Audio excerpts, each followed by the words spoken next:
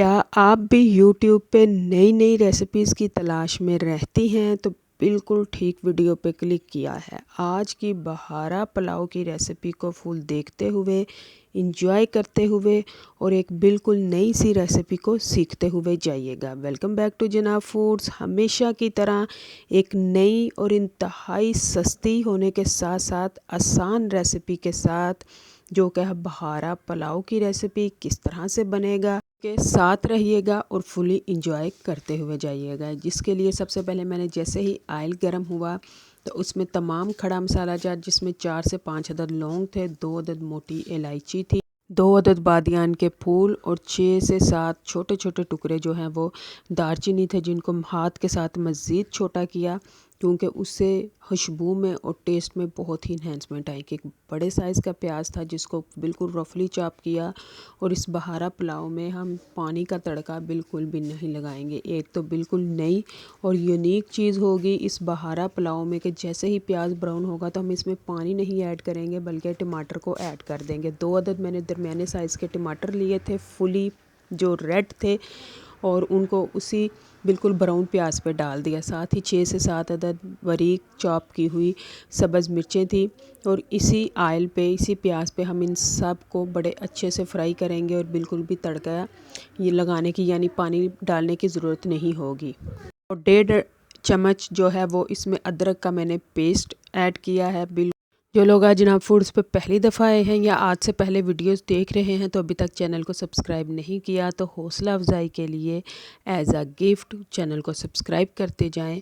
और रेसिपी पसंद आए तो कमेंट बॉक्स में अपनी राय का इजहार भी लाजमी कीजिए और साथ ही साथ अपने फैमिली फ्रेंड्स के साथ भी शेयर कीजिए ताकि वो भी इस नई सी रेसिपी से मुस्तफ़ीद हो सकें। साथ ही जैसे ही बिल्कुल नरम हो जाएगा टमाटर भी और सब्ज़ मिर्च का भी कलर चेंज हो जाएगा, फ्राई होने तक आ जाएगा, तो उसमें डाल दूंगी मैं आधा किलो जो मटर थे उनके दाने। और साथ ही इसको जैसे ही ये बिल्कुल लाइट सा फ्राई होगा तो इसमें मैंने 2 दरमियाने साइज़ के आलू लिए थे जिनको क्यूब्स की शेप में कट किया और उसको भी इसी में ऐड कर देंगे और इसी ऑयल पे इनकी बड़े अच्छे से फ्राई करेंगे। और यहाँ पे पानी बिल्कुल भी नहीं डालेंगे बल्कि पूरे पुलाव की रेसिपी में चावल डालने से पहले जो पानी डाला जाता है इसके अलावा हम इसमें पानी ऐड नहीं करेंगे। साथ ही मैंने 2 अदद बड़े साइज़ की गाजरें थी, उनको भी बिल्कुल छोटे वाले क्यूब साइज़ में इनकी कटिंग की। सारी सब्जियों को इसी ऑयल पर डालेंगे और बड़े अच्छे से इनकी फ्राइंग।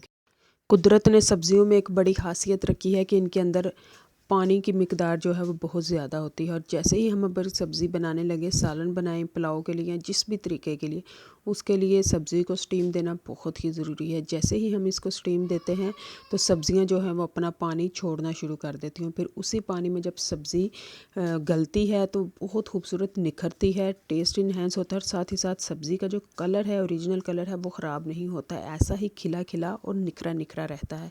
साथ ही मैंने ऐड किया था 1 चम्मच भर के खुश्क धनिए का पेस्ट, 1 चम्मच भर के इसमें ज़ीरे का, और टेस्ट के अकॉर्डिंग इसमें मैंने नमक को ऐड किया। इसमें रेसिपी के लिए जो चावलों की क्वांटिटी है वो आधा किलो है। आधा किलो चावलों के लिए मैंने ये सब्ज़ियां ऐड की हैं। और बहारा पुलाव की सबसे जो बड़ी खासियत है उसमें सब्ज़ियां बड़ी बड़ी हुई नज़र आती हैं, थोड़ी थोड़ी सी कहीं कहीं सब्ज़ी नज़र नहीं आएगी बल्कि बड़ी बड़ी सी सब्ज़ी नज़र आए। तो फाइनली 5 से 6 मिनट की जो स्टीम है उसके बाद सब्ज़ियां जो हैं वो बिल्कुल गल चुकी हैं। और आप देख लें सब्ज़ियों का कलर ख़राब नहीं हुआ, वो बहुत ज़्यादा डार्क या काली काली गाजर या मटर की इस तरह की कंडीशन नहीं हुई। इसकी वजह यही है कि इसके पानी को ऐड नहीं किया गया बल्कि जो सब्ज़ियों का अपना पानी था उसी स्टीम पे इनको गलाया गया। उसके बाद चावलों की क्वांटिटी के मुताबिक पानी ऐड करेंगे।